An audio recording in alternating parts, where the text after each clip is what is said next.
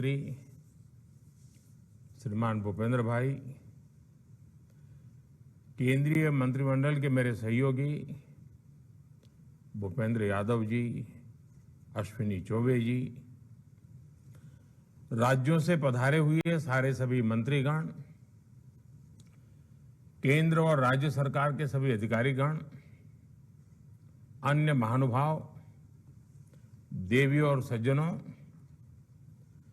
आप सभी का इस राष्ट्रीय सम्मेलन में और विशेष करके एकता नगर में स्वागत है, अभिनंदन है। एकता नगर में ये राष्ट्रीय कॉन्फ्रेंस अपने आप में मैं महत्वपूर्ण मानता हूं।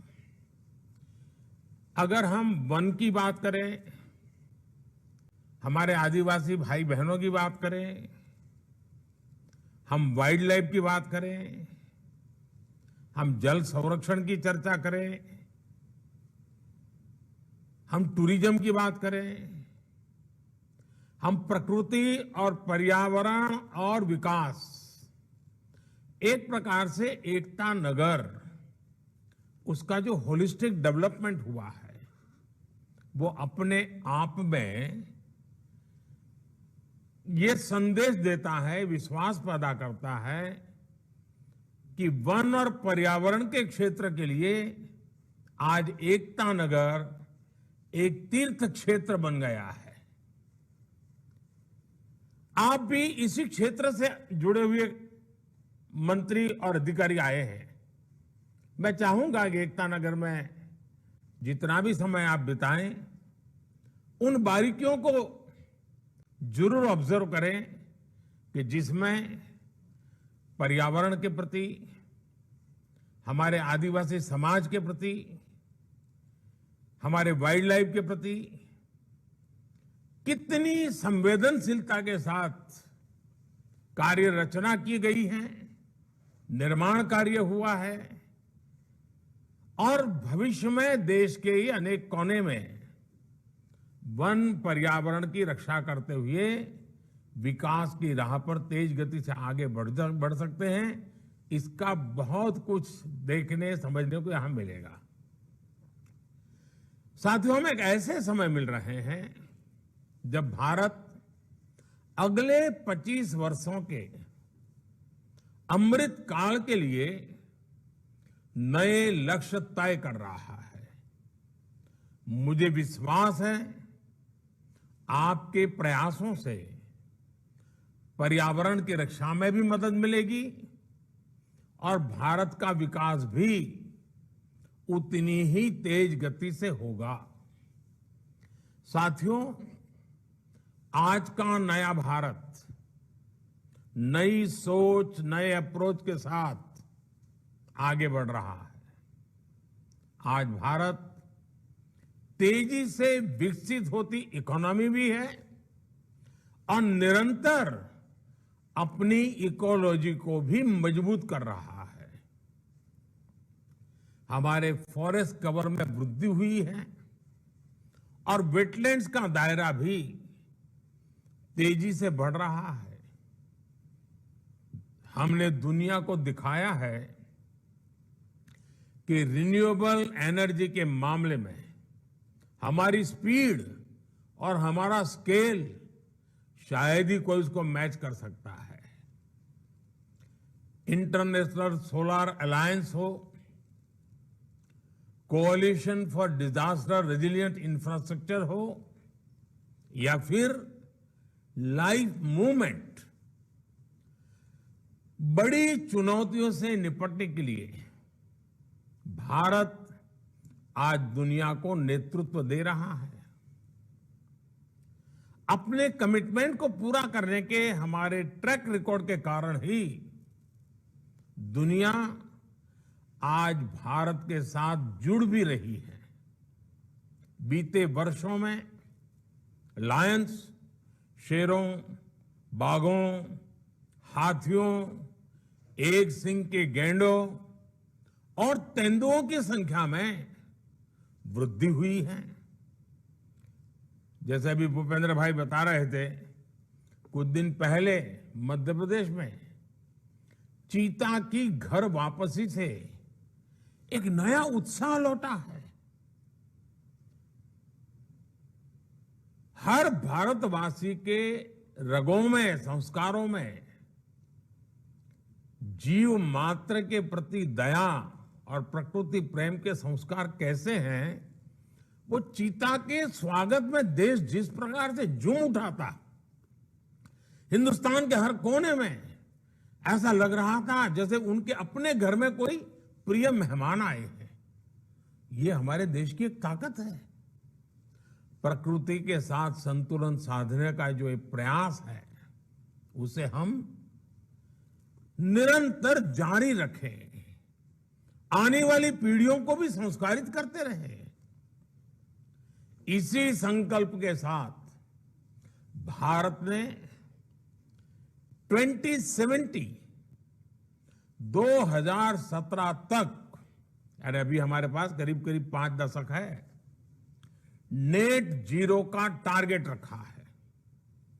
अब देश का फोकस ग्रीन ग्रोथ पर है, और जब ग्रीन ग्रोथ की बात करते हैं तो ग्रीन जॉब के लिए भी बहुत अवसर पैदा होते हैं।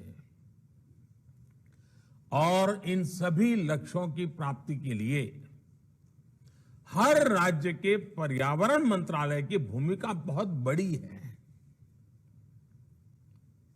साथियों, पर्यावरण मंत्रालय चाहे जिस किसी राज्य में हो या केंद्र में, उनके दायित्वों का विस्तार बहुत बड़ा है।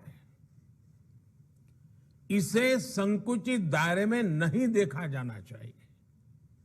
दुर्भाग्य से समय के साथ हमारी व्यवस्था में एक सोच ये हावी होती चली गई कि पर्यावरण मंत्रालय की भूमिका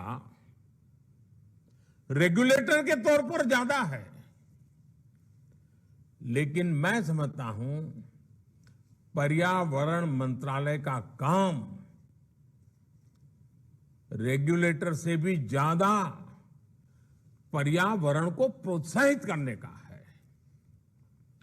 हर वो काम जिससे पर्यावरण की रक्षा हो रही हो, उसमें आपके मंत्रालय का रोल बहुत बड़ा है। अब जैसे सर्कुलर इकोनॉमी का विषय है, सर्कुलर इकोनॉमी हमारी परंपरा का हिस्सा रही है। भारत के लोगों को सर्कुलर इकोनॉमी सिखानी पड़े ऐसा नहीं है। हम कभी प्रकृति के शोषक नहीं रहे, सदैव प्रकृति के पोषक रहे हैं। हम जब छोटे थे तब हमको बताया जाता था कि महात्मा गांधी जब पिछली शताब्दी के प्रारंभ में साबरमती आश्रम में रहते थे, और उस जमाने में तो साबरमती नदी लबालब भरी रहती थी, भरपूर पानी रहता था। उसके बावजूद भी अगर किसी को गांधी जी ने देख लिया कि पानी को बर्बाद कर रहा है, तो गांधी जी उसे टोके बिना रहते नहीं थे। इतना पानी सामने होना था, फिर भी पानी बर्बाद नहीं होने देते थे। आज कितने ही घरों में, आप में से शायद हर कोई को पता होगा, हर एक के घर में होगा, अनेक घर ऐसे हैं, कपड़े हो, अखबार हो, और भी छोटी मोटी चीजें हो, हर चीज को हमारे यहां रीयूज किया जाता है, रिसाइकल किया जाता है, और जब तक उसका बिल्कुल समाप्ति न हो जाए तब तक हम उपयोग करते रहते। अपने परिवारों का संस्कार है, और ये कोई कंजूसी नहीं है, ये प्रकृति के प्रति सजगता है, संवेदना है। ये कोई कंजूसी के कारण लोग एक ही चीज 10 बार उपयोग करते, ऐसा नहीं है। ये सभी हमारे जो पर्यावरण मंत्री आज आए हैं, मैं उनको आग्रह करूंगा कि आप भी अपने राज्यों में सर्कुलर इकोनॉमी को ज्यादा से ज्यादा बढ़ावा दें। अगर स्कूल में भी बच्चों को कहा जाए कि भाई आप अपने घर में सर्कुलर इकोनॉमी की दृष्टि से क्या हो रहा है जरा ढूंढ के ले आओ, हर बच्चा ढूंढ के ले आएगा। कॉन्शियसनेस आएगा कि इसको सर्कुलर इकोनॉमी कहते हैं। और इससे सॉलिड वेस्ट मैनेजमेंट और सिंगल यूज प्लास्टिक से मुक्ति के हमारे अभियान को भी ताकत मिलेगी। इसके लिए हमें पंचायतों, स्थानीय निकायों, स्वयं सहायता समूहों, वहां से लेकर एमएसएमई तक को हर किसी को प्रोत्साहित करना चाहिए, उनको दिशा देनी चाहिए, उनको गाइडलाइन देनी चाहिए। साथियों, सर्कुलर इकोनॉमी को गति देने के लिए ही अब पिछले साल हमारी सरकार ने, अपनी भारत सरकार ने व्हीकल स्क्रैपिंग पॉलिसी भी लागू की है। अब क्या राज्यों में ये व्हीकल स्क्रैपिंग पॉलिसी को लाभ उठाने के लिए कोई रोड मैप बना क्या? उसके लिए जो प्राइवेट पार्टियों का इन्वेस्टमेंट चाहिए, उनको जमीन चाहिए ताकि रिसाइकल स्क्रैपिंग को इंप्लीमेंट करने के लिए काम आए। उसी प्रकार से जैसे मैंने भारत सरकार को सूचना दी कि स्क्रैपिंग पॉलिसी को हमें बहुत गति देनी है, तो हमें पहले भारत सरकार के जितने व्हीकल हैं जो अपनी उम्र पार कर चुके हैं, जो किलोमीटर पार कर चुके हैं, उनको स्क्रैपिंग में सबसे पहले लाओ ताकि उद्योग चालू हो जाए। क्या राज्यों में भी पर्यावरण मंत्रालय अपने राज्य को सेंसिटाइज करें कि भाई आपके राज्य में जितनी व्हीकल्स होंगे उसको स्क्रैपिंग पॉलिसी में सबसे पहले हम शुरू कर लें, स्क्रैपिंग करने वालों को बुला लें, और फिर उसके कारण नई गाड़ियां भी आएगी, फ्यूल भी बचेगा। एक प्रकार से हम बहुत बड़ी मदद कर सकते हैं। लेकिन नीति अगर भारत सरकार ने बनी पड़ी रही है तो परिणाम नहीं आएगा। देखिए, सभी पर्यावरण मंत्रालयों को देश की बायोफ्यूल पॉलिसी पर भी तेजी से काम करने की आवश्यकता है। अब देखिए, बायोफ्यूल में हम कितनी तेजी से आगे बढ़ रहे हैं, लेकिन अगर राज्यों का भी ये कार्यक्रम बन जाए, राज्य तय करे कि हमारे राज्य के जितने व्हीकल हैं उसमें हम सबसे ज्यादा बायोफ्यूल ब्लेंडिंग करके ही व्हीकल चलाएंगे, देश में कंपटीशन का माहौल बनेगा। देखिए, पर्यावरण मंत्रालय को इस पॉलिसी को ओन करना होगा, उसे ग्राउंड पर मजबूती से ले जाना होगा। इथेनॉल ब्लेंडिंग के नए रिकॉर्ड आज भारत बना रहा है। अगर राज्य भी इसके साथ जुड़ जाए तो हम कितनी तेजी से बढ़ सकते हैं। मेरा तो सुझाव ये भी होगा कि हम इथेनॉल उत्पादन और इथेनॉल ब्लेंडिंग राज्यों के बीच में स्पर्धा हो, साल में एक बार उनको सर्टिफाई किया जाए कि कौन राज्य, और इससे कारण हमारे किसानों को बहुत मदद मिलेगी। खेत का जो वेस्ट है वो भी इनकम देना शुरू कर देगा। हमें इस हेल्दी कंपटीशन को बढ़ावा देना है। ये तंदुरुस्त स्पर्धा राज्यों के बीच, शहरों के बीच होती रहनी चाहिए। देखिएगा, इससे पर्यावरण की रक्षा के हमारे संकल्प को जन भागीदारी की ताकत मिल जाएगी। और जो चीज आज हमें रुकावट लगती है वो हमारे लिए नई क्षितिजों को पार करने का एक बहुत बड़ा माध्यम बन जाएंगे। अब देखिए, हम सब ने अनुभव किया है कि एलईडी बल्ब बिजली बचाता है, कार्बन एमिशन बचाता है, पैसे बचाता है। क्या हमारा पर्यावरण मंत्रालय, हमारा राज्य का बिजली मंत्रालय, हमारा राज्य का अर्बन मंत्रालय लगातार बैठ करके मॉनिटर करे कि भाई एलईडी बल्ब हर स्ट्रीट लाइट पर लगा है कि नहीं लगा है, हर सरकारी दफ्तरों में एलईडी बल्ब लगा है कि नहीं लगा है, एलईडी का जो ये सारा मूवमेंट चला है जो इतनी बचत करता है, पैसे बचाता है, एनवायरमेंट की भी सेवा करता है। आप इसको लीड कर सकते हैं, आपका डिपार्टमेंट लीड कर सकता है। उसी प्रकार से हमें हमारे संसाधनों को भी बचाना है। अब पानी, हर कोई कहता है पानी को बचाना ये बहुत बड़ा काम है। अभी जो हमने आजादी का अमृत महोत्सव में 75 अमृत सरोवर बनाने के लिए कहा है, क्या पर्यावरण मंत्रालय, वन विभाग इसको लीड कर रहा है क्या? जल संरक्षण का बल दे रहा है क्या? उसी प्रकार से पर्यावरण मंत्रालय और एग्रीकल्चर मिनिस्ट्री मिल करके भाई ड्रिप इरिगेशन, टपक सिंचाई, माइक्रो इरिगेशन, उस पर बल देता है क्या? यानी पर्यावरण मंत्रालय के ऐसा है कि जो हर मंत्रालय को दिशा दे सकता है, गति दे सकता है, प्रेरणा दे सकता है और परिणाम ले सकता है।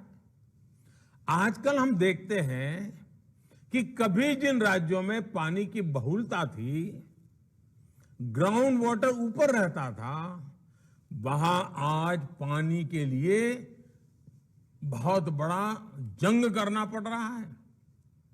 पानी की किल्लत है, हजार 1200 फीट नीचे जाना पड़ रहा है। साथियों, ये चुनौती सिर्फ पानी से जुड़े विभाग की नहीं है, बल्कि पर्यावरण विभाग को भी उसे इतना ही बड़ी चुनौती समझना चाहिए। आजकल आप देख रहे हैं कि देश के हर जिले में, जैसा मैंने आपको कहा, अमृत सरोवर का अभियान चल रहा है। अब अमृत सरोवर वाटर सिक्योरिटी के साथ ही एनवायरमेंट सिक्योरिटी से भी जुड़ा हुआ है। उसी प्रकार से इन दिनों आपने देखा होगा हमारे किसानों में केमिकल फ्री खेती, नेचुरल फार्मिंग। अब यूं तो लगता है वो एग्रीकल्चर डिपार्टमेंट का है, लेकिन अगर हमारा पर्यावरण मंत्रालय जुड़ जाए तो उसको एक नई ताकत मिल जाएगी। प्राकृतिक खेती, ये भी पर्यावरण की रक्षा का काम करता है।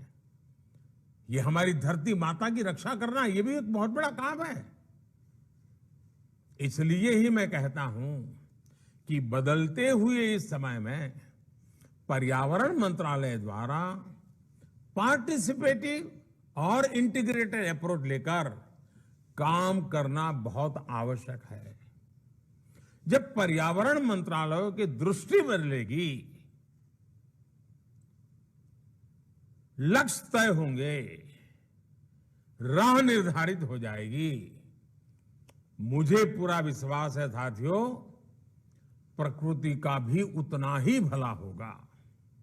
साथियों, पर्यावरण की रक्षा का एक और पक्ष जन जागरूकता, जन भागीदारी, जन समर्थन, ये बहुत आवश्यक है। लेकिन ये भी सिर्फ सूचना विभाग या शिक्षा विभाग का काम नहीं है।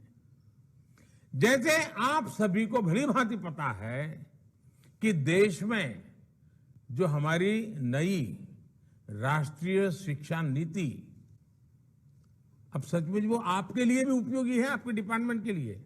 उसमें एक विषय है एक्सपीरियंस बेस्ड लर्निंग पर, उस पर जोर दिया गया है। अब ये एक्सपीरियंस बेस्ड लर्निंग, क्या पर्यावरण मंत्रालय ने शिक्षा विभाग के साथ बात की क्या कि भाई आप स्कूल में बच्चों को पेड़ पौधों के विषय में जरा पढ़ाना है तो उनको जरा बगीचे में ले जाइए, गांव के बाहर जो पेड़ पौधे हैं वहां ले जाइए, पेड़ पौधों का परिचय करवाइए। अब ये शिक्षा मंत्रालय और पर्यावरण मंत्रालय मिलकर के काम करें तो उन बच्चों में पर्यावरण के प्रति स्वाभाविक एक जागरूकता आएगी और इससे बच्चों में जीव विविधता के प्रति जागरूकता आएगी और पर्यावरण की रक्षा के लिए उनके दिल दिमाग में वो ऐसे बीज बो सकते हैं जो आने वाले समय में पर्यावरण की रक्षा के एक बहुत बड़े सिपाही बन जाएंगे। इसी तरह अब जैसे जो बच्चे हमारे समुद्री तट पे हैं या नदी के तट पे हैं, वहां बच्चों को ये पानी का महत्व, समुद्र की इकोसिस्टम क्या होती है, नदी की इकोसिस्टम क्या होती है, वहां ले जाकर उनको को सिखाया जाए, मछली का क्या महत्व होता है, मछली भी किस प्रकार से पर्यावरण की रक्षा में मदद कर रही है, सारी बातें उन बच्चों को लेकर के समझाएंगे। काम तो शिक्षा विभाग का होगा, लेकिन पर्यावरण के विभाग के लोग, तो आप देखिए पूरी नई पीढ़ी तैयार हो जाएगी। हमने अपने बच्चों को, आने वाली पीढ़ियों को पर्यावरण के प्रति जागरूक भी करना है, संवेदनशील भी करना है। राज्यों के पर्यावरण मंत्रालय को इससे जुड़े अभियान शुरू करने चाहिए, योजनाएं बनानी होगी। अब जैसे किसी स्कूल में फल का कोई पेड़ है तो बच्चे उसकी जीवनी लिख सकते हैं, पेड़ की जीवनी लिखें। किसी औषधीय पौधे के गुणों के बारे में भी बच्चों को निबंध लिखवाया जा सकता है, वक्तृत्व स्पर्धा की जा सकती है। हमारे राज्यों की यूनिवर्सिटीज और लेबोरेटरीज को भी जय अनुसंधान इस मंत्र पर चलते हुए पर्यावरण रक्षा से जुड़े इनोवेशंस को सर्वोच्च प्राथमिकता देनी होगी। पर्यावरण की रक्षा में हमें टेक्नोलॉजी का इस्तेमाल भी ज्यादा से ज्यादा बढ़ाना चाहिए। जैसे जो वनस्थान है, जंगल है, उनमें जंगलों की स्थिति का निरंतर अध्ययन बहुत जरूरी है। हम स्पेस टेक्नोलॉजी से हम लगातार अपने जंगलों का मॉनिटरिंग कर सकते हैं, बदलाव आए तो तुरंत मार्क कर सकते हैं, सुधार कर सकते हैं। साथियों, पर्यावरण से जुड़ा एक और अहम विषय है फॉरेस्ट फायर का भी।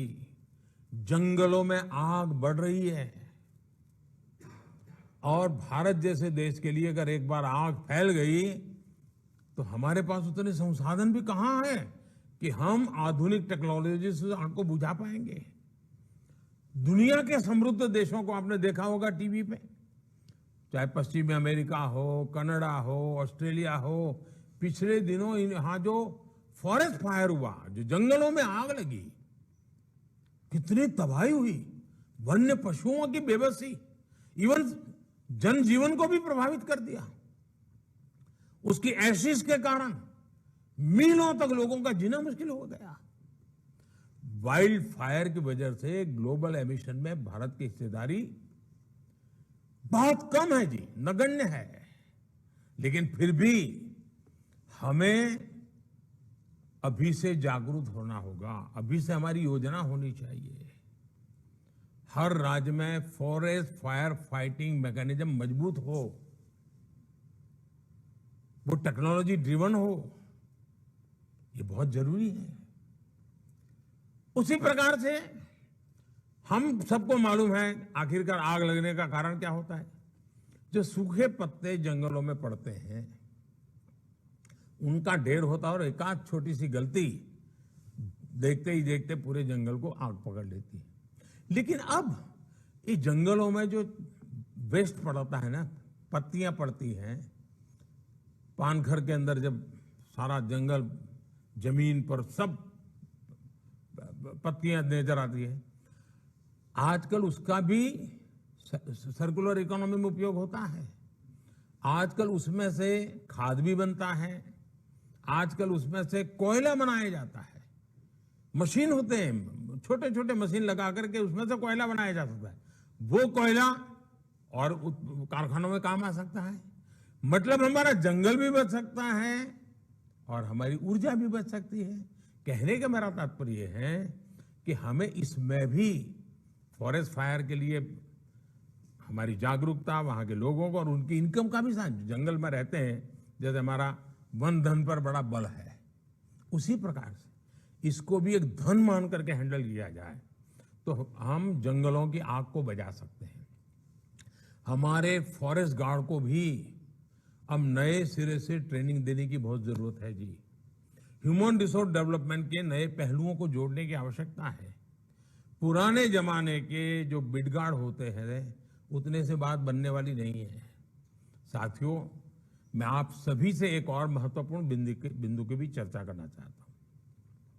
आप भली भांति जानते हैं कि आधुनिक इंफ्रास्ट्रक्चर के बिना देश का विकास, देशवासियों के जीवन स्तर को सुधारने का प्रयास सफल नहीं हो सकता।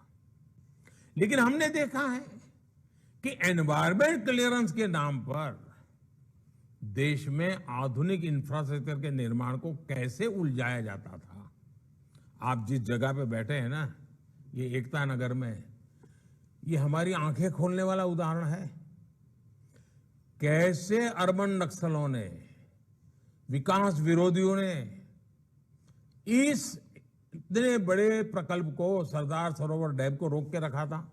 आपको जानकर के हैरानी होगी साथियों, ये जो सरदार सरोवर डैम एकता नगर में आप बैठे हैं ना, इतना बड़ा जलाशय देखा होगा आपने, इसका शिलान्यास देश आजाद होने के तुरंत बाद किया गया था। सरदार वल्लभ भाई पटेल ने बहुत बड़ी भूमिका निभाई थी।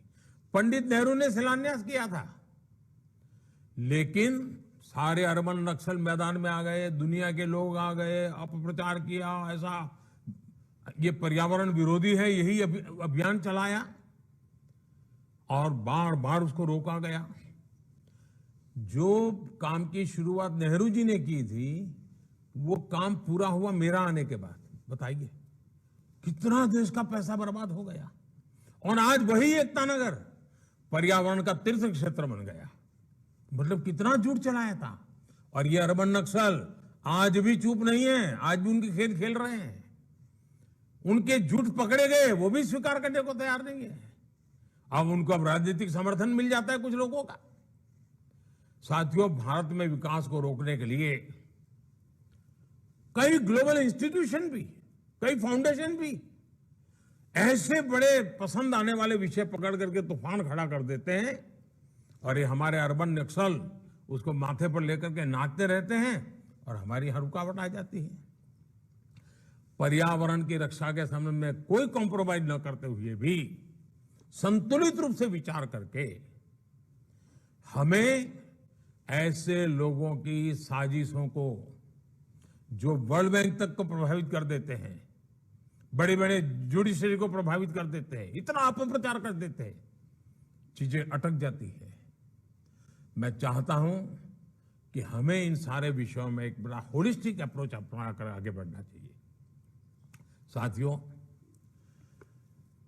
हमारा प्रयास होना चाहिए कि बेवजह पर्यावरण का नाम लेकर ईज ऑफ लिविंग और ईज ऑफ डूइंग बिजनेस के रास्ते में कोई बाधा ना खड़ी करे। कैसे बाधा बनती है मैं उदाहरण देता हूं।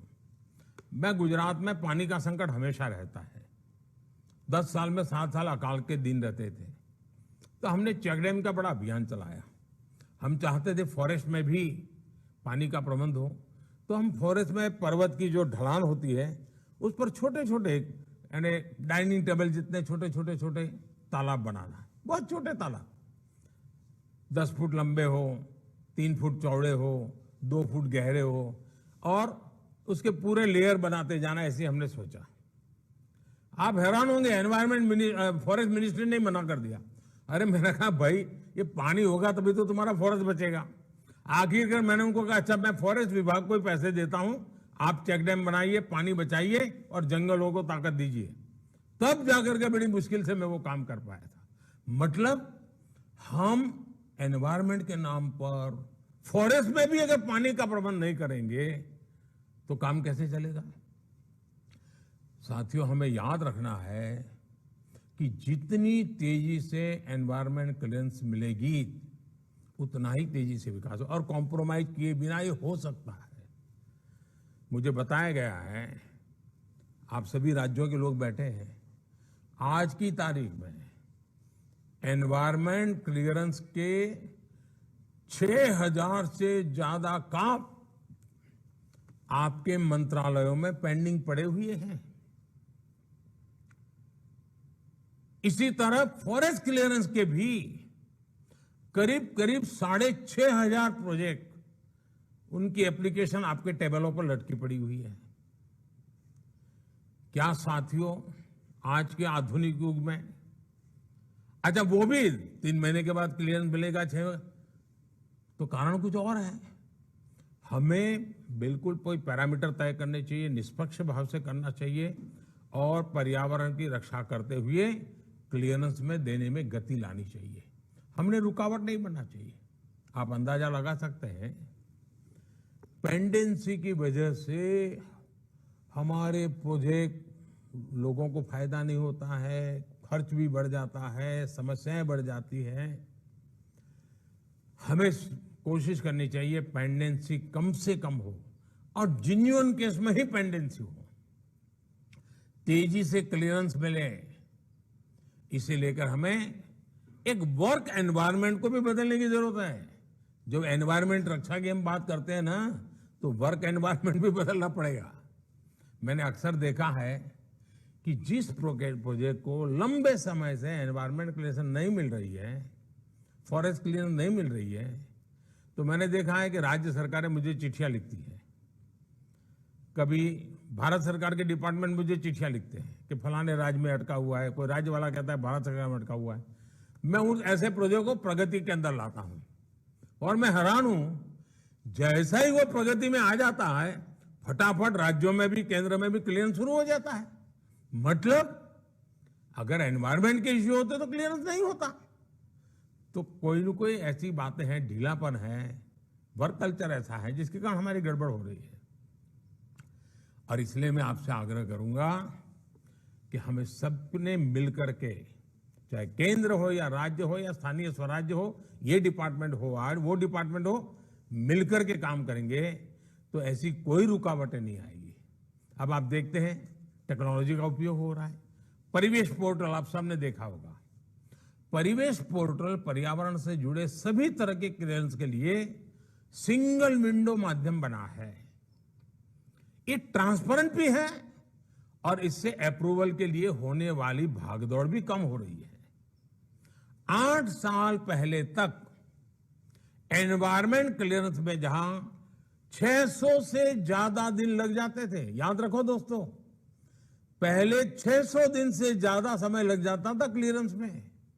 आज टेक्नोलॉजी की मदद से उससे ज्यादा अच्छे ढंग से, साइंटिफिक तरीके से काम होता है और सिर्फ 75 दिन के अंदर काम पूरा हो जाता है। पर्यावरण स्वीकृति देने में हम नियमों का भी ध्यान रखते हैं और उन क्षेत्रों के लोगों के विकास को भी प्राथमिकता देते हैं। यानी ये इकोनॉमी और इकोलॉजी दोनों के लिए विन विन सिचुएशन होती है। आपको मैं एक और उदाहरण देता हूं। अभी कुछ सप्ताह पहले ही केंद्र सरकार ने दिल्ली में प्रगति मैदान टनल को देश को समर्पित किया है। इस टनल की वजह से दिल्ली के लोगों की जाम में फंसने की परेशानी कम हुई है। प्रगति मैदान टनल हर साल 55 लाख लीटर से ज्यादा ईंधन बचाने में भी मदद करेगी। अब ये पर्यावरण की रक्षा है। इससे हर साल करीब करीब 13,000 टन कार्बन एमिशन कम होगा। एक्सपर्ट्स कहते हैं कि इतने कार्बन एमिशन को कम करने के लिए हमें 6 लाख से ज्यादा पेड़ की जरूरत पड़ती। यानी डेवलपमेंट के उस काम ने पर्यावरण की भी रक्षा की। यानी फ्लाईओवर हो, सड़कें हो, एक्सप्रेसवे हो, रेलवे प्रोजेक्ट्स हो, इनका निर्माण कार्बन एमिशन कम करने में उतनी ही मदद करता है। क्लियरेंस के समय हमें इस एंगल को नजरअंदाज नहीं करना चाहिए। साथियों, पीएम गति शक्ति नेशनल मास्टर प्लान, इसके लागू होने के बाद से इंफ्रास्ट्रक्चर के प्रोजेक्ट्स में तालमेल बहुत बढ़ गया है और राज्य भी इससे बड़े खुश है। राज्य बहुत बढ़ चढ़ करके इसको फायदा उठा रहे हैं। उसके कारण प्रोजेक्ट्स में तेजी आई है। पीएम गति शक्ति नेशनल मास्टर प्लान पर्यावरण की रक्षा की भी अभूतपूर्व मदद कर रहा है। हमें यह भी देखना होगा कि जब भी राज्य में किसी इंफ्रास्ट्रक्चर का निर्माण हो, अब ये हमें क्लाइमेट के कारण जो समस्याएं आ रही है हम देख रहे हैं, इसका मतलब ऐसी समस्याओं में टिका रहे वैसा इंफ्रास्ट्रक्चर बनाना पड़ेगा। डिजास्टर रेजिलिएंट होना चाहिए। हमें क्लाइमेट से जुड़ी चुनौतियों का सामना करते हुए अर्थव्यवस्था के हर उभरते हुए सेक्टर का सही इस्तेमाल करना है। केंद्र और राज्य सरकार दोनों को मिलकर ग्रीन इंडस्ट्रियल इकोनॉमी की तरफ बढ़ना है। साथियों, मुझे विश्वास है इन 2 दिनों में आप पर्यावरण रक्षा के भारत के प्रयासों को और अधिक सशक्त करेंगे। पर्यावरण मंत्रालय सिर्फ रेगुलेटरी ही नहीं बल्कि लोगों के आर्थिक सशक्तिकरण और रोजगार के नए साधन बनाने का भी बहुत बड़ा माध्यम है। एकता नगर में आपको सीखने के लिए, देखने के लिए बहुत कुछ मिलेगा। गुजरात के करोड़ों लोगों का, राजस्थान के करोड़ों लोगों को, महाराष्ट्र के करोड़ों लोगों को, मध्य प्रदेश के लोगों को बिजली के कारण एक सरदार सरोवर डैम ने 4 राज्यों के जीवन को प्रभावित किया है, सकारात्मक प्रभाव पैदा किया। राजस्थान के रेगिस्तान तक पानी पहुंचा है, कच्छ के रेगिस्तान तक पानी पहुंचा है